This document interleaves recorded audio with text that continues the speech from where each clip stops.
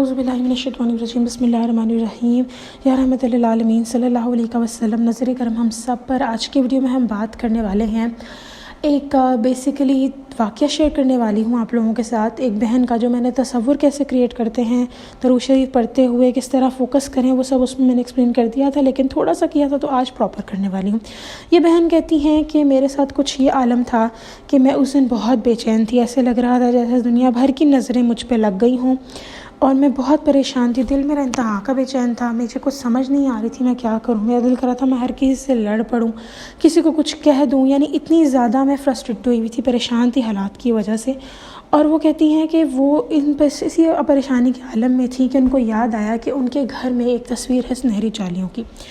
تو وہ کہتی ہیں اس کے سامنے بیٹھ گئی اور انہوں نے صرف 313 دفعہ درود شریف پڑھا۔ اب وہ کہتی ہیں جو 313 دفعہ میں نے درود شریف پڑھا، اسی طرف فوکس کر کے وہ ایسا تھا میرے لیے جیسے کہ پتہ نہیں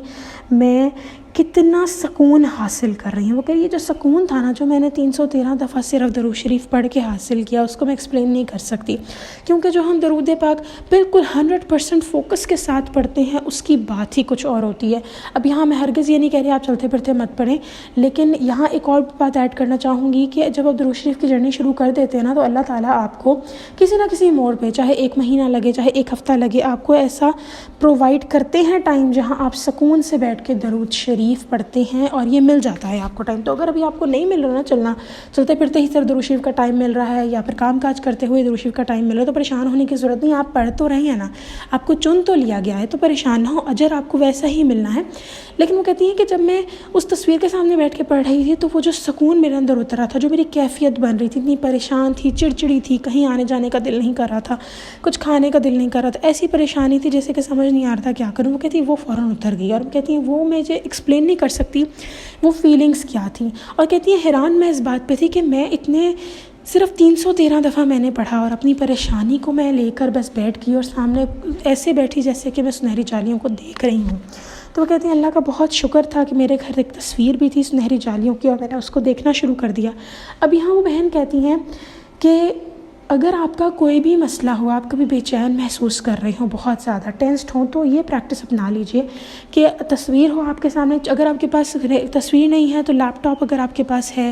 یا موبائل ہے، اس کے اوپر تصویر کھول لیجئے، اور پھر اس کے بعد آپ اس کا سکون دیکھیں، اس کو فوکس کر کے۔ وہ کہتی ہیں اگر آپ 100 دفعہ بھی درود شریف پڑھ لیتے ہیں تو وہ کہتی ہیں آپ کو بہت سکون محسوس ہوگا۔ اور وہ کہتی ہیں میرا بس دل کر رہا تھا کہ میں پڑھتی جاؤں درود شریف، میرا بار بار میں خود سے پوچھتی تھی کہ کیا واقعی میں سکون محسوس کر رہی ہوں، کیا واقعی مجھے سکون آ رہا ہے۔ اور وہ کہتی ہیں کہ وہ حیران ہو رہی تھیں اس کیفیت پر، کیونکہ وہ اتنی ابھی پریشان تھی، ان کا دل کر رہا تھا وہ سب کو کھا جائے۔ وہ کہتی لٹرلی میرا یہ حساب تھا، لیکن وہ کہتی ہیں کہ اتنا سکون مجھے آیا کہ میں بار بار پوچھ رہی کہ کیا واقعی مجھے سکون مل رہا ہے۔ تو ان بہن کے واقعے سے ہمیں انڈرسٹینڈ ہوتا ہے کہ ہم لوگ بھی دن کا ایک حصہ کوشش دیکھیں آپ کریں، باقی اللہ نے آپ کا ہاتھ پکڑ لینا، اللہ نے آپ کے لیے آسانی کر دینی ہے۔ اور یہاں میں یہ بھی بات کروں گی کہ جو لوگ بس ہر وقت درود شریف پڑھتے رہتے ہیں، چلتے پھرتے اٹھتے بیٹھتے، ان کو بھی پریشان ہونے کی ضرورت نہیں ہے کہ ہمارے لیے یہ کیفیت نہیں آ رہی، ان کو اس کے جو ہیں وہ کامیابیاں تو مل ہی رہی ہوں گی درود شریف کی، لیکن وہ یہاں پہ جو سین ہے کہ آپ 5 منٹ کے لیے ہی صحیح تصور بنا کے درود شریف پڑھیں، آپ اٹھ ہی نہیں پائیں گے لٹرلی وہاں سے، آپ کا دل کرے گا بس میں بیٹھے ہی رہوں یا بیٹھا رہوں یہیں پہ، اور یہ درود شریف کا جو حساب و کتاب ہے جو میں اس طریقے سے کیفیت بنا کے پڑھ رہی ہوں یا پڑھ رہا ہوں، یہ چلتا رہے۔ اب یہاں پہ وہ بہن ایک اور بات بھی کہتی ہیں، وہ کہتی ہیں اللہ تعالیٰ کا مجھ پہ بہت کرم رہا، وہ اسی لیے کیونکہ میرے ہمیشہ دل میں خواہش تھی کہ میرے گھر میں بھی ایک تصویر ہو، اور وہ کہتی ہیں کہ اللہ تعالیٰ نے مجھے وہ تصویر بھی عطا کر دی۔ اب وہ کہتی ہیں کہ میرا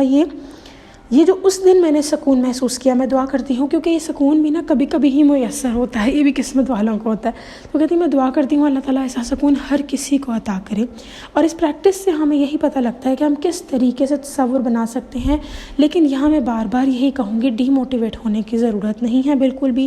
اکثر اوقات ایسا ہوتا ہے ہم لوگ ہو جاتے ہیں ڈی موٹیویٹ۔ میں اپنی بات بھی کروں تو جب میری درود پاک کی جرنی شروع ہوئی تھی، میں سنتی تھی اچھا کسی نے 1,00,000 پڑھ لیا، کسی نے 50,000 پڑھ لیا، اور جب میں اپنی تعداد دیکھتی تو میں اپسیٹ ہو جاتی تھی، لیکن پھر مجھے کسی نے کہا کہ دیکھیں آپ پڑھ رہی ہیں، آپ کو چنا گیا ہے، تو یہی ایک بہت بڑا کرم ہے، ایسا نہ ہو کہ آپ کی کسی ناشکری کی وجہ سے یہ چیز لے لی جائے آپ سے۔ جیسے کہ ایک بہن تھی، ان کا واقعہ تھا، وہ استغفار پڑھ رہی تھی، فیض مل رہا تھا، پر ایک دم کوئی ایسا گناہ ہو گیا، استغفار چھٹ گیا یا کوئی آزمائش آ گئی ان کے اوپر۔ اچھا، اب ایک سوال مجھے بہت آتا ہے کہ کیا درود پاک سے ہماری کوئی مشکل یعنی کہ کوئی فزیکلی کوئی پرابلم ہے وہ حل ہو سکتی ہے، بالکل حل ہو سکتی ہے، اس میں کوئی صحت ملی ہے لوگوں کو، تو پھر آپ کیسے کہہ سکتے ہیں کہ آپ کو کوئی پریشانی ہو اور وہ آپ لوگوں کی لائف سے جو ہے وہ نہ نکلے. تو درود پاک کا مطلب یہ نہیں کہ آپ پڑھ رہے ہیں تو اس میں آپ کا یقین ہونا چاہیے، یقین ہونا چاہیے کہ ہاں جی ہم درود شریف پڑھیں ہمارے لیے آسانی ہوگی ہی ہوگی. تو جب آپ درود شریف پڑھتے ہیں تو یہ مائنڈ میں خیال رکھیں کہ کوئی بھی پریشانی ہو آپ کی وہ حل ہونی ہی ہونی ہے. نیکسٹ ویڈیو میں بات کروں گی ایک واقعے کے ساتھ، کس طرح ایک بہن بہت پریشان تھی اور کس طریقے سے، 2 بلکہ واقعے شیئر کروں گی انشاءاللہ تعالیٰ. وہ کہتی ہیں کس طریقے سے انہوں نے استغفار پڑھا اور اس سے ان کی اتنی بہترین مدد ہوئی، اور ساتھ ساتھ یہ بھی بتاؤں گی کہ استغفار سے ان کی لائف میں کیا چینج آیا. ایک اور چیز ایڈ کرنا چاہوں گی آپ سب کے ساتھ